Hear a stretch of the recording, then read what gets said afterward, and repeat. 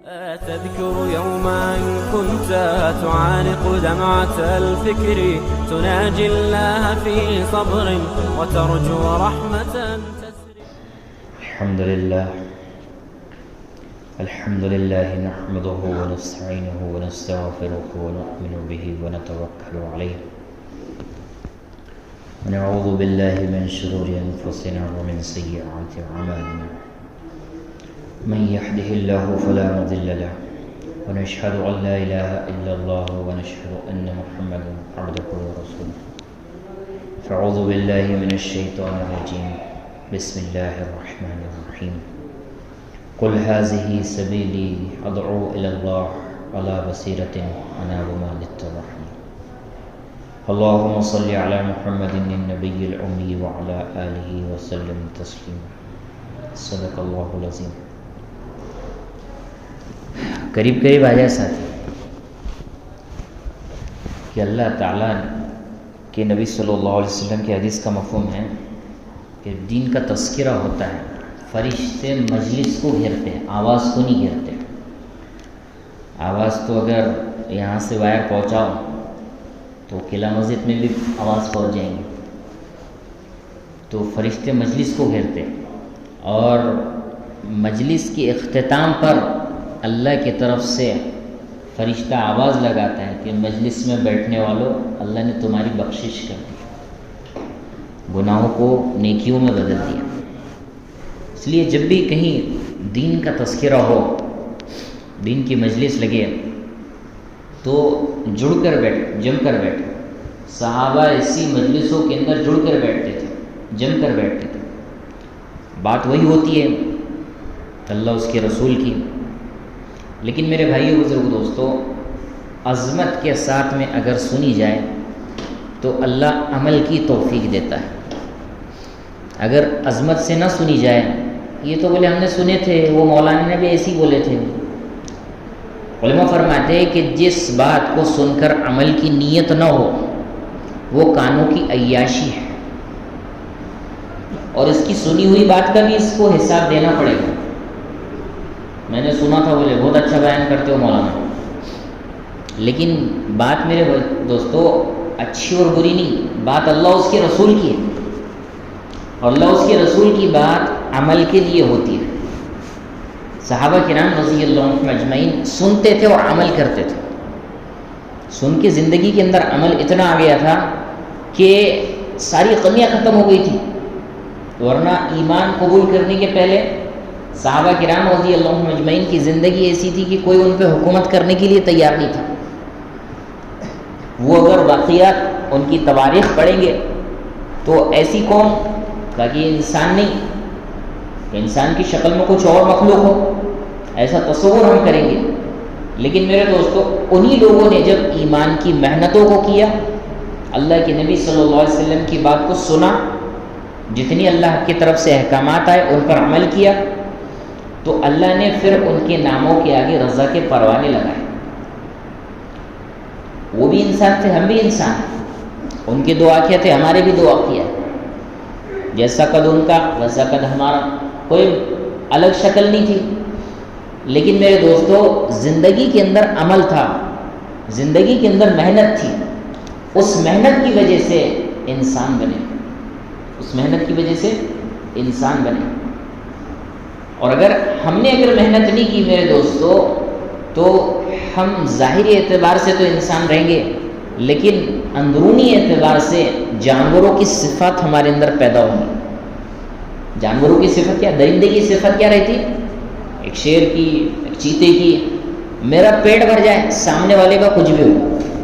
وہ شیر کبھی ہرن کا شکار کرتے ٹائم میں یہ نہیں سوچتا کہ میں اس کا شکار کر لوں گا تو اس کے بچوں کا کیا ہوگا، میں اس کو کھا لوں گا تو اس کے بچوں کا کیا ہوگا. کبھی نہیں سوچتا.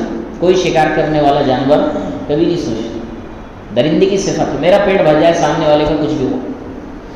تو یہ اگر محنت کے اندر ہم نہیں جوڑیں گے، انسان بننے کی محنت، تو ہمارے اندر بھی درندوں والی صفت آئے گی کہ میرا فائدہ ہو جائے، سامنے والے کو ہو نقصان ہو تو اپنے کچھ لینا دینا نہیں. اور اگر اس محنت کو جانور بننے کی محنت کو اس نے جاری رکھا تو پھر سانپ بچھو کی صفت اندر پیدا ہوتی ہے. سانپ جب انسان کو کاٹتا پیٹ نہیں بھرتا, پیٹ بھرنے کے واسطے سانپ نہیں کاٹتا. بچھو جب کاٹتا پیٹ بھرنے کے واسطے نہیں کاٹتا, لیکن سامنے والے کو تکلیف ہو جائے تو پھر انسانوں کے اندر بھی یہ صفت پیدا ہو جاتی ہے کہ اپنا فائدہ نہیں ہو رہا نا, مت ہونے دو نہ بولے اپنا فائدہ, سامنے والے کا فائدہ نہیں ہونا, کاڑی کر دینا اس میں. اس کا اگر کوئی سودا ہو رہا, پلاٹ مل رہا بھلے 8 لاکھ میں مل جا رہا, مارکیٹ میں 10 لاکھ کا تھا, لیکن سامنے والا اگر 8 لاکھ کا بیچنے کو تیار ہے, دوسرا کاڑی کر دینا, اس کا فائدہ ہضم نہیں ہو رہا. تو یہ انسانوں کی صفت جب ختم ہوتی ہے تو جانوروں کی صفت زندگی کے اندر جگہ پکڑ لیتی ہے. تو میرے دوستو, اگر کوئی آدمی تیرنا سیکھنا چاہے تو پانی کے بغیر وہ تیر نہیں سکتا, سیکھ ہی نہیں سکتا. کوئی اگر آدمی کرکٹ سیکھنا چاہے تو اس کو گراؤنڈ پہ جانا پڑے گا. کوئی آدمی اگر انجینئرنگ سیکھنا چاہے تو اس کو کالج میں جانا پڑے گا. ڈاکٹری سیکھنا چاہے تو اس کو کالج میں جانا پڑے گا, اس کے تجربات لینا پڑے گا. تو بغیر دنیا کی کوئی بھی فیلڈ آدمی اس کے اندر جائے بغیر وہ چیز حاصل نہیں کر سکتا. تو پھر میرے دوستو, انسان کی محنت, جو انسان بننے کی محنت ہے, مسجدوں کے اندر انسان بنتے ہیں. صحابہ کرام رضی اللہ عنہ اجمعین کا جب رخ مسجدوں کا ہوا تو وہاں پر ایمان سیکھا گیا جس محنت سے انسان بنے. تو میرے دوستو, پھر اللہ کی طرف سے جو حکم آیا, صحابہ کرام رضی اللہ عنہ اجمعین نے اپنے زندگی کا اس کو حصہ بنایا. اب اتنا بابرکت مہینہ ہم کو ملا ہے, رمضان کا مہینہ. یہ رمضان کا مہینہ میرے دوستو, اس کے معنی ملتے ہیں جلا دینے کے. رمضان کے معنی جلا دینے کے. اللہ گناہوں کو جلا دیتا ہے. اس میں جہنم کے دروازے بند کر دیے جاتے ہیں, شیطان کو قید کر دیا جاتا ہے, جنت کے دروازے کھل جاتے ہیں, اور اللہ تعالیٰ کے بخشش کے دروازے کھلتے ہیں, انعامات کے دروازے کھل جاتے ہیں. چھوٹے چھوٹے عمل پہ اللہ تعالیٰ بڑے بڑے انعام دیتا ہے. سارے اعمالوں کا بدلہ اللہ تعالیٰ فرشتوں کے ذریعے سے دے. لیکن روزہ ایک ایسا عمل ہے کہ جس کا بدلہ اللہ خود دے. ایک جگہ آتا ہے مفہوم جس کا کہ روزے کا بدلہ میں خود ہوں, اپنے آپ کو اللہ دے دیتا. اتنا بڑا عمل ہے روزہ. تو میرے دوستو, روزہ کا مطلب یہ نہیں ہے کہ پانی سے رک جانا, کھانے سے رک جانا. ہر چیز جو اللہ نے منع کیا ہے اس سے رک جانا. اور یہی اللہ تعالیٰ نے قرآن کے اندر بیان کیا, جس کا مفہوم ہے کہ تم سے پہلوں پر بھی روزہ فرض کیا گیا. تم سے پہلوں پر بھی روزہ فرض کیا, تم پر بھی فرض کیا گیا ہے اس لیے کہ تم تقوی والے بن جاؤ. کس لیے روزہ دیا؟ کہ تم تقوی والے بن جاؤ. میرے دوستو, اللہ تعالیٰ چاہتا ہے کہ اس روزے کے ذریعے سے ہمارے اندر تقوی آ جائے تاکہ ہم ہدایت والے بن جائیں. کیونکہ اللہ تعالیٰ قرآن کے اندر جو فرما رہا ہے ہدی للمتقین, یہ اللہ تعالیٰ تقوی والوں کو ہدایت دے گا. اللہ نے قرآن کے اندر کہیں یہ نہیں کہا کہ ہم خان صاحب کو ہدایت دیں گے, سید صاحب کو ہدایت دیں گے, یا پھر آمدار صاحب کو ہدایت دیں گے, یا حافظ صاحب کو ہدایت دیں گے, عالم صاحب کو ہدایت دیں گے, یہ 4 مہینے لگا کے آ گئے ان کو ہدایت دیں گے, بیرون لگا کے آئے ہیں حج کر کے آ گئے ان کو ہدایت دیں گے. نہیں, اللہ تقوی والے کو ہدایت دیں گے. دوسری جگہ ارشاد فرمایا والذین جاہدوا فینا لنہدینہم, جو ہمارے راستوں کے اندر مجاہدہ کریں گے ہم انہیں ہدایت دیں گے. ایک جگہ تقوی ہے, دوسری جگہ راستے کا مجاہدہ, اس کے راستے کا مجاہدہ. تو میرے دوستو, تقوی زندگی کے اندر آئے گا. حضرت کعب احبار رضی اللہ عنہ بڑے عالموں میں سے گزرے, جن کو قرآن کا بھی علم تھا اور دیگر جو کتابیں تھیں ان کا بھی علم تھا. ان سے ایک شخص آ کے کہنے لگا کہ تقوی کیا چیز ہے, تقوی کسے کہتے ہیں؟ تو اپنے پوچھنے والے سے ارشاد فرمایا کہ تم کہیں کبھی ایسے وادی سے گزرے ہو جہاں پر جھاڑیاں ہو, کانٹے ہو, کہاں پہ گزرا ہو؟ تو وہاں سے گزرتے وقت تمہاری کیفیت کیا تھی؟ کہا کہ اپنے سارے کپڑے سمیٹ لیے اور بچتے بچاتے اس جھاڑیوں سے نکلا تاکہ کپڑا کانٹوں کے اندر نہ لگ جائے. کہ تقوی یہ ہے.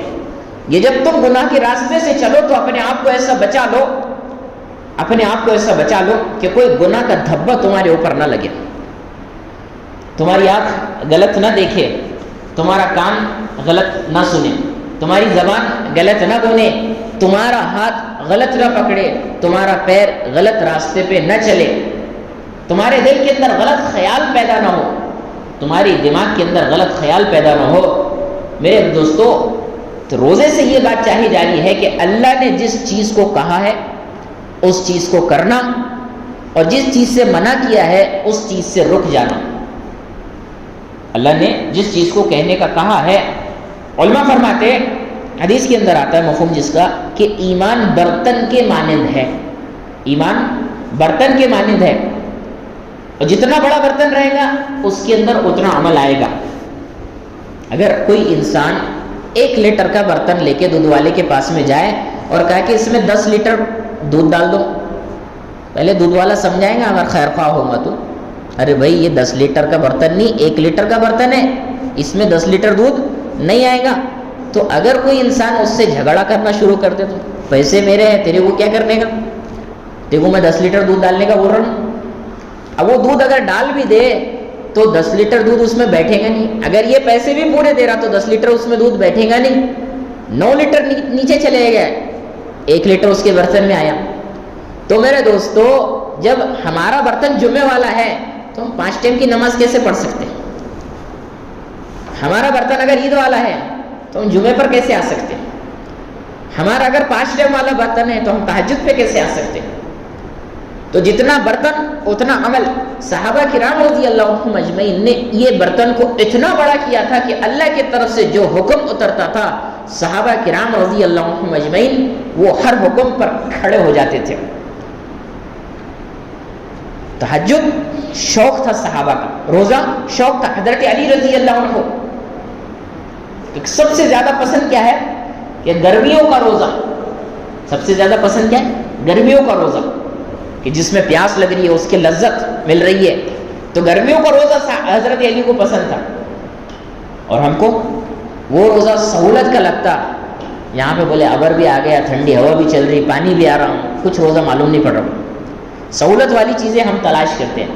اور بعض انسان میرے دوستو اتنے محروم قسم کے ہوتے ہیں کہ اتنا سہولت والا روزہ بھی رکھا نہیں جاتا۔ امت کا 80% سے زیادہ طبقہ آج بھی روزہ چھوڑ کے اپنی زندگی گزار رہا ہے، جبکہ حضرت جبریل علیہ السلام کی بددعا ہے کہ اللہ جس نے رمضان کا مہینہ پایا اور ایسے عمل نہیں کیے کہ اس کی بخشش ہو جائے، تو اس کو برباد کر دے، ہلاک ہو جائے وہ شخص۔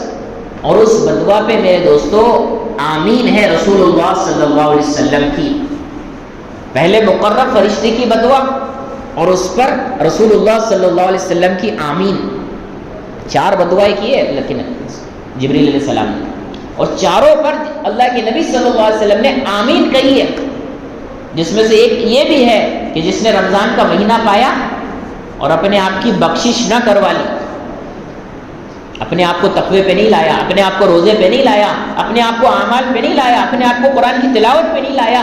میرے دوستو آج بھی انسان ایسے ہیں، اتنے انسان ہیں کہ جو روزانہ کا ایک قرآن ختم کر دیتے ہیں، روزانہ کا ایک قرآن ختم کرنے والے بھی کم سے کم نہیں روزانہ تو 10 پارے روزانہ، کم سے کم 5 پارے روزانہ، کم سے کم 2 پارے روزانہ، کم سے کم 1 پارا روزانہ۔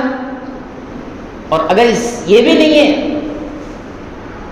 سہارنپور ایک علاقہ ہے، وہاں پہ سب سے زیادہ مدرسے، وہاں کی کارگزاری یہ ہے، وہاں کا جب پرسنٹیج نکالا گیا قرآن پڑھنے والوں کا، تو یہ پرسنٹیج نکلا کہ 97% طبقے کو قرآن پڑھنا ہی نہیں آتا، 97% طبقے کو قرآن پڑھنا نہیں آتا۔ میرے دوستو اللہ کے نبی صلی اللہ علیہ وسلم کی حدیث کا مفہوم ہے کہ تم ہرگز گمراہ نہیں ہو سکتے جب تک کہ 2 چیز کو پکڑے رکھو، ایک قرآن اور دوسری میری سنت، تم گمراہ نہیں ہو سکتے۔ اگر 2 چیزوں کو چھوڑ دو گے گمراہی استقبال کرے گی، گمراہی استقبال کرے گی۔ آج امت نے دونوں چیزوں کو چھوڑا ہے، قرآن کو بھی چھوڑا ہے، سنتوں کو بھی چھوڑا ہے، قرآن پڑھنا نہیں آتا۔ اور جب قرآن کو پڑھنا نہیں آتا، اللہ کیا کہہ رہا ہے ہم سے، تو پھر میرے دوستو جب اللہ کیا کہہ رہا ہے یہی معلوم نہیں، تو پھر اس کو بچیں گے کیسے؟ ایک ڈاکٹر نے بول دیا یہ چیز تم کو کھانا ہے، یہ چیز تم کو نہیں کھانا، تو آپ پیشنٹ کو معلوم پڑ گیا کہ یہ چیز میرے نقصان کی ہے اور یہ چیز میرے فائدے کی ہے، تو پیشنٹ اس سے بچے گا۔ لیکن اگر کوئی پیشنٹ کو معلوم ہی نہیں کہ میرے بیماری میں کون سی چیز نفع والی ہے اور کون سی چیز نقصان والی ہے، تو وہ تو پھر اپنے آپ کو بگاڑ دے گا اور زیادہ بیمار کر دے گا۔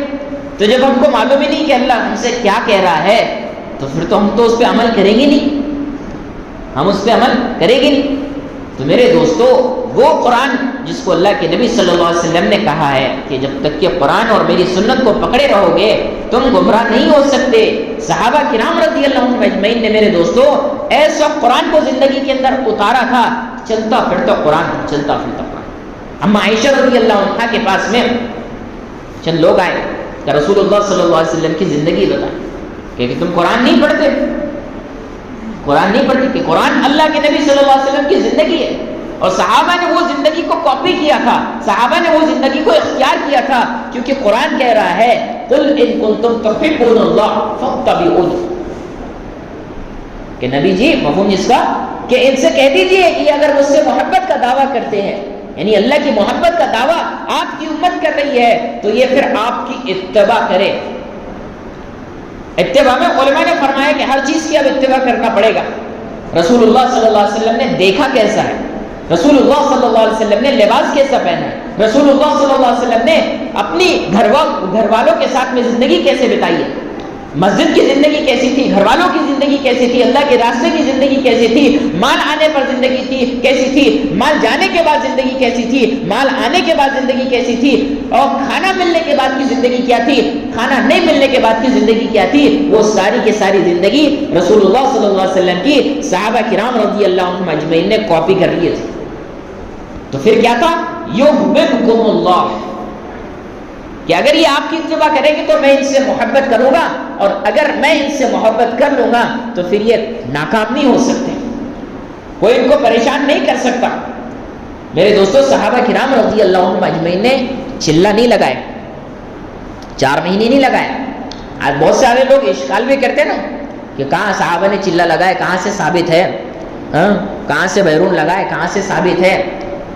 تو ایسے جھلپے جھڑانے والے بہت ہیں، ٹھیک ہے نہیں لگائے انہوں نے، لیکن صحابہ کرام رضی اللہ عنہم اجمعین کے سامنے جب تقاضا آتا تھا تب لبیک کہتے تھے۔ حضرت ابن عباس رضی اللہ عنہ سے روایت ہے کہ رسول اللہ صلی اللہ علیہ وسلم نے فرمایا، مفہوم جس کا کہ اللہ کے نبی کہہ رہے ہیں کہ جب تم سے اللہ کے راستے میں نکلنے کو کہا جائے تو نکل جایا کرو، جب تم سے اللہ کے راستے میں نکلنے کو کہا جائے تو نکل جایا کرو۔ اور صحابہ کرام رضی اللہ عنہم اجمعین وہاں تک کے پہنچے تھے کہ جہاں پر زخموں سے چور ہے، ابھی آئے ہیں اللہ کے راستے سے اور زخموں سے چور ہے، اور اللہ کے نبی صلی اللہ علیہ وسلم سے ایک ارشاد سننے کو مل رہا ہے کہ جو آئے ہیں انہی کو جانا ہے، نیا آدمی نہیں جائے گا، جو زخموں سے چور ہو کر آئے ہیں انہی کو جانا ہے۔ سارے کے سارے صحابہ جو زخموں سے چور تھے، ایک نے بھی چوں چرا نہیں کیا، اپنی تیاری کر کے نکل گئے۔ ہم کو وہاں تک کے آنا ہے، اور جب تک کہ اللہ کے راستے میں میرے دوستو نکلنے کا مزاج نہیں بنے گا، تو اللہ کو معلوم تھا یہ کاروبار کی وجہ سے رکیں گے، خاندان کی وجہ سے رکیں گے، اپنے گھر میں رہنا ان کو پسند ہے، یہ گھر کی محبت کی وجہ سے رکیں گے۔ تو اللہ تعالیٰ نے سورہ توبہ کے اندر ان 8 چیزوں کا تذکرہ کیا ہے جن کی وجہ سے آج میں اور آپ رکتے ہیں۔ تمہاری بیوی، تمہارا خاندان، تمہارے بھائی، تمہارے ماں باپ، تمہاری تجارت، جس تجارت کا نقصان کا ڈر تمہارے دل کے اندر ہے، تمہارا گھر جس میں تم رہنا پسند کرتے ہو، اگر یہ چیز اللہ اس کی رسول کی محبت میں اور اللہ کے راستے میں رکاوٹ ہے تو پھر انتظار کرو ہمارے عذاب کا۔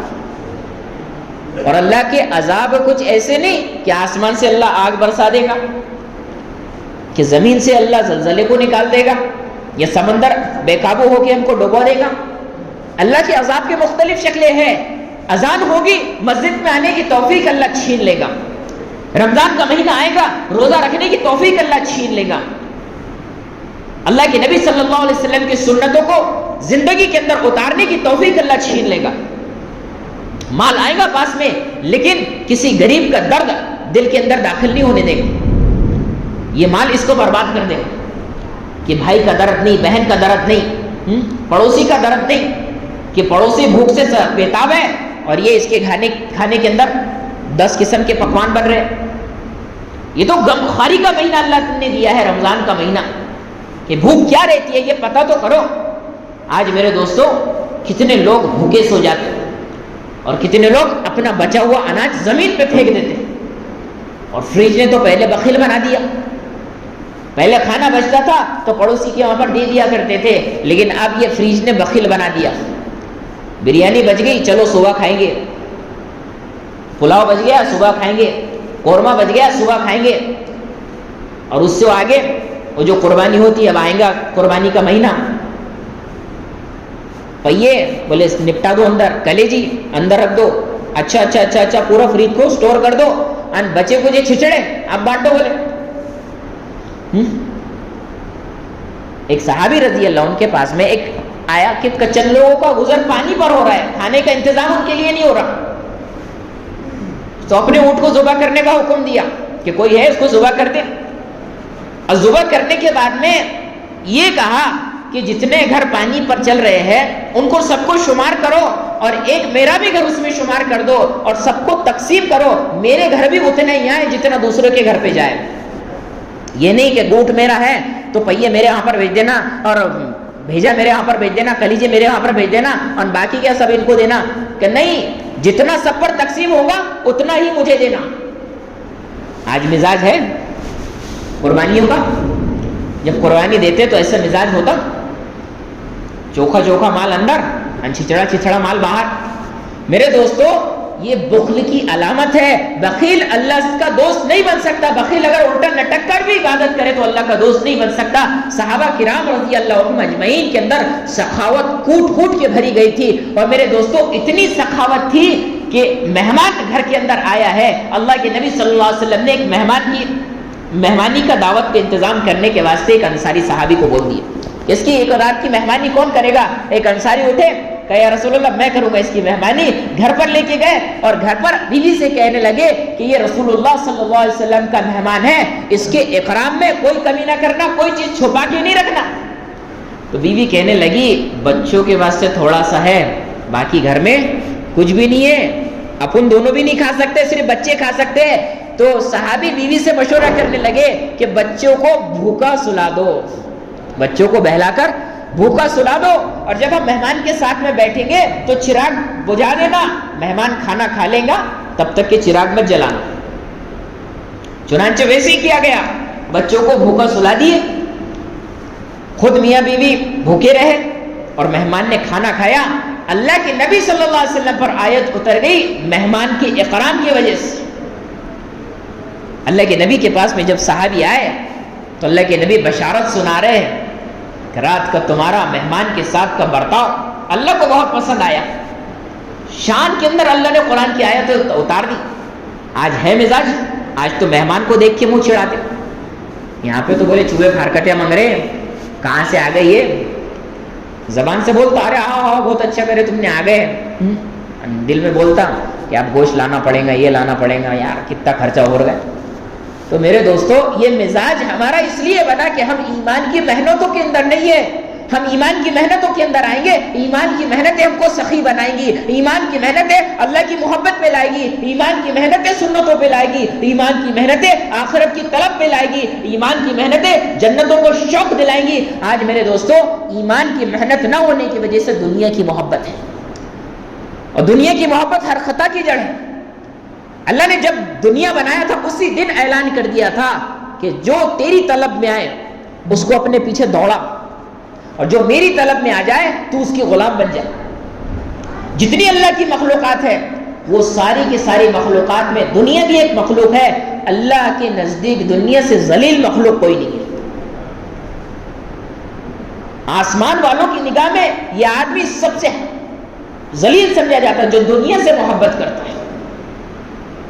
دنیا مردار ہے، دنیا دھوکے کا گھر ہے، اور یہ دھوکہ ہر کسی کا کھلنے والا ہے موت پر، کہ بھئی آپ کو ایک گلاب جامن پسند ہے، مٹھائی میں گلاب جامن اگر پسند ہے اور کسی کو اگر معلوم پڑ جائے جس ہوٹل سے گلاب جامن آتے وہ ہوٹل والا جس کڑھائی کے اندر گلاب جامن بناتا اس کو رات میں کتے چاٹتے، یہ اگر ہم کو معلوم پڑ گیا تو جو ابھی تک کے گلاب جامن پسند تھا تو اب گلاب جامن سے نفرت ہو جائیں گی، کیونکہ اس کی حقیقت کھل گئی کہ جس برتن میں یہ بناتا ہے وہ تو کتے چاٹتے ہیں۔ تو میرے دوستو جب یہ دنیا کی حقیقت کھلے گی تو اس سے نفرت ہوگی۔ صحابہ کرام رضی اللہ عنہم اجمعین کے سامنے اللہ نے اس دنیا کی حقیقت کو کھول دیا تھا، یہ دنیا کی حقیقت کو کھول دیا تھا۔ ایک مری ہوئی بکری پڑی ہوئی، بچہ مرا ہوا پڑا ہے، اللہ کے نبی نے کہا کہ اس کی قیمت اس کے مالک کے نزدیک کیا ہے؟ یا رسول اللہ کچھ بھی نہیں ہے، یہ تو بدبو میں ملوث ہے، اس کی قیمت کیا ہوگی؟ کہا کہ جتنی قیمت جتنی حقارت اس کے مالک کے نزدیک اس کی ہے اس سے زیادہ حقارت اللہ کے نزدیک اس دنیا کی ہے۔ آج اس دنیا سے ہم محبت کر رہے ہیں، آج اس دنیا کے لیے نماز ضائع ہو رہی ہے، آج اس دنیا کے لیے سچائی ضائع ہو رہی ہے، آج اس دنیا کے لیے میرے دوستو روزہ ضائع ہو رہا ہے، اس دنیا کے لیے میرے دوستو اللہ کے احکامات ضائع ہو رہے ہیں، جس دنیا کو اللہ تعالیٰ نے مقصد بتایا ہی نہیں، مقصد آخرت ہے۔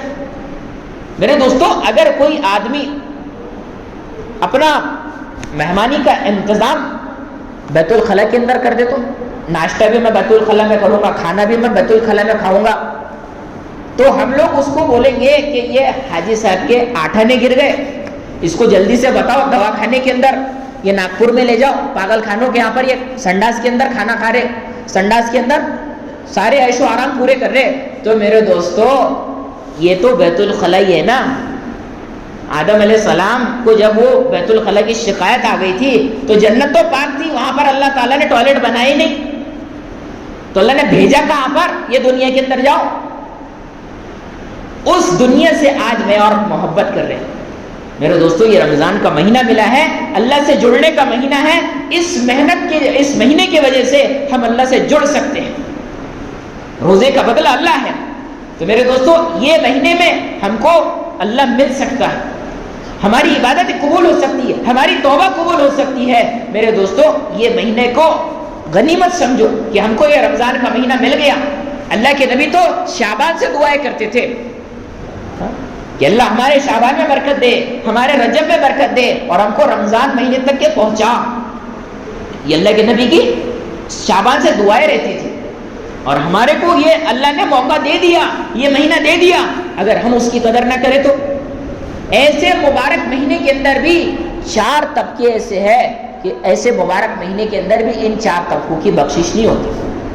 پہلا طبقہ شرابی کا، پہلا طبقہ شرابی کا، شب قدر کے اندر بھی مغفرت نہیں ہے، جو شخص شراب کا عادی ہو۔ دوسرا جو رشتوں کو توڑتا ہے، قطع رحمی کرتا ہے، بھائی سے بات بند، بہن سے بات بند، ماں سے بات بند۔ اللہ کے نبی صلی اللہ علیہ وسلم کی حدیث کا مفہوم ہے کہ 2 مسلمان بھائی آپس کے اندر بات چیت بند ہو، 3 دن سے زیادہ اگر ان کا انتقال ہو گیا، اس حالت میں دونوں بھی جہنم کے اندر جائیں گے۔ آج برسوں سے بات بند ہے، بھائی بھائی کی بات بند ہے، چچا چچا کی بات بند ہے، تو یہ بات بند کرنا کہاں پر لے کے جائیں گے میرے دوستو؟ یہ آنا کہاں پر لے کے جائیں گی؟ یہ جہنم کے اندر لے کے جائے گی۔ بات بند کرنا نہیں ہے کسی سے۔ اللہ کے راستے کے اندر 3 بدری صحابی ہے، اللہ کے راستے کے اندر نہیں گئے، اللہ کے راستے کے اندر نہیں گئے، تو اللہ کے نبی کی طرف سے 50 دن کا بائیکاٹ ہوا ہے، 50 دن کا بائیکاٹ، 50 دن تک یہ کوئی بات نہیں کرے گا۔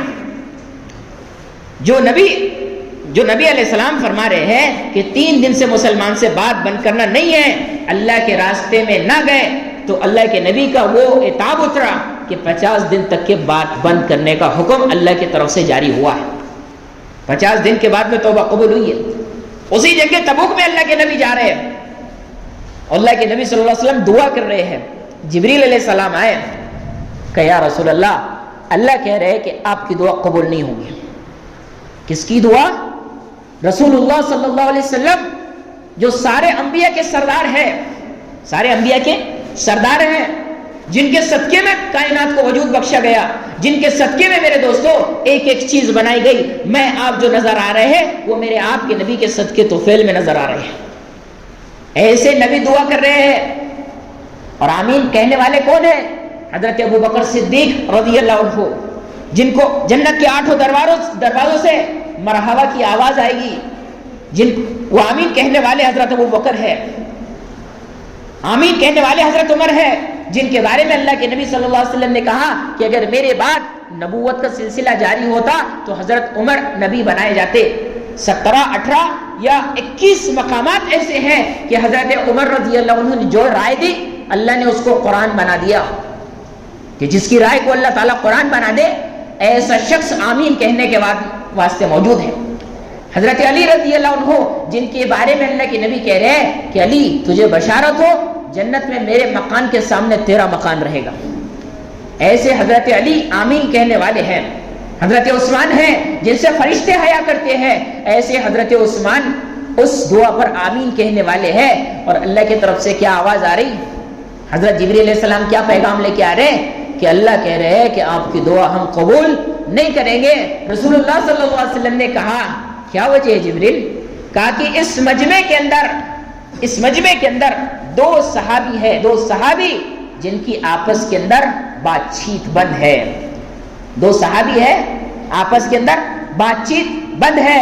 تو میرے دوستو سرور کائنات رسول اللہ صلی اللہ علیہ وسلم کی دعا کو روک دیا گیا، تو پھر میں کیا آپ گمان کر سکتے ہیں کہ رمضان کے مہینے کے اندر ہم رو رو کے دعا کر رہے ہیں اور ہمارے گھر کے اندر بات چیت بند ہے، ساس بہو کی بات چیت بند ہے، پڑوسی سے بات چیت بند ہے، بھائی بھائی کی بات بند ہے، تو اللہ ہماری دعا قبول کر لے گا؟ ارے جب اللہ کے نبی صلی اللہ علیہ وسلم کی دعا قبول نہیں ہو رہی تو میرے آپ کی کیا حیثیت، میری آپ کی کیا حیثیت؟ اللہ کے نبی نے جب اعلان کیا کہ ایسے 2 صحابی ہیں تو دونوں نے آپس میں ملاقات کی، ایک دوسرے کو معافی کیے، ایک دوسرے سے معافی مانگے، تب رسول اللہ صلی اللہ علیہ وسلم نے دعا کی، اور پھر دعا ایسی قبول ہوئی کہ پھر جنگ تبوک کے اندر جا رہے تھے، دشمن پر وہ رعب اللہ تعالیٰ نے پیدا کیا کہ دشمن بغیر لڑے ہی بھاگ گیا، بغیر لڑے جنگ فتح ہو گئی۔ تو میرے دوستو یہ بات چیت بند کرنے والا، کینہ کپٹ رکھنے والا، ماں باپ کی نافرمانی کرنے والا، کہ رمضان کے مہینے کے اندر بھی ایسے لوگ بخشش کا دروازہ نہیں کھلوا سکتے۔ اس لیے میرے دوستو ان گناہوں سے توبہ کرو۔ شراب اگر پیتا ہو کوئی تو اس سے توبہ کرو، ماں باپ کا اگر نافرمان ہے تو اس سے توبہ کرو، رشتے ناطے توڑنے والا ہو تو اس سے توبہ کرو، حسد کرنے والا ہے، کسی کے لیے بغض رکھنے والا ہے، اس کی بھی اس مہینے کے اندر بخشش نہیں ہوتی۔ حسد کرنے والا اللہ کے تقسیم پر راضی نہیں ہے۔ حسد کرنے والا کس کو کہیں گے کہ جو اللہ تعالیٰ نے دیا ہے نعمت اس کو کیوں دیا؟ ارے اس کو اللہ نے گھر دیا، اللہ نے اس کو کیوں دیا؟ حسد کرنے والا اللہ کے تقسیم پہ ناراض ہوتا ہے، تو یہ حسد کرنے والے کی بھی اس مہینے کے اندر بخشش نہیں ہوتی۔ میرے دوستو ان بڑے بڑے قبائل کے ساتھ میں ہم اللہ کے بخشش کا دروازہ نہیں کھلوا سکتے، اس لیے ان گناہوں کو ہم چھوڑنے والے بنے تاکہ اللہ کی رحمت کے دروازے کھل جائیں اور ہمارے بخشش کے اعلان ہو جائے۔ اللہ نے یہ رمضان کا مہینہ دیا ہے، میرے بھائیو بزرگو دوستو اس مہینے کی قدر کرے، ماں باپ کی عزت کرے، جو ان کے ماں باپ زندہ ہیں ان کی خدمت کرے، اور جن کے ماں باپ اس دنیا سے رخصت ہو گئے ہیں اور ماں باپ کے نافرمان تھے ان کے لیے دعائیں مغفرت کرے۔ جو بندہ اللہ کا یہ ماں باپ کا نافرمان تھا اور ان کے مرنے کے بعد بھی اگر ان کے لیے دعائیں مغفرت کر دے تو اللہ تعالیٰ اس کو فرما برداروں میں شمار کر دیں گے۔ اتنی سہولت والی زندگی اللہ تعالیٰ نے دیا ہے، تو میرے دوستو اس مہینے کی قدر کرے، دعا کرے کہ اللہ اس مہینے کو ہمارے لیے برکت والا بنا دے، اور سارے کے سارے نیت کرے، ارادہ کرے کہ اس مہینے کی ہم قدر کرنے والے بنیں گے، سارے کے سارے نمازوں کا اہتمام کرنے والے بنے، سارے کے سارے قرآن کی تلاوت کی اہتمام کرنے والے بنے، اور سارے کے سارے میرے دوستو دعاؤں کا اہتمام کرنے والے بنے۔ کریں گے ساتھی؟ اللہ تعالیٰ کہتے ہیں سننے سے زیادہ عمل کرنے کی توفیق عطا فرمائے۔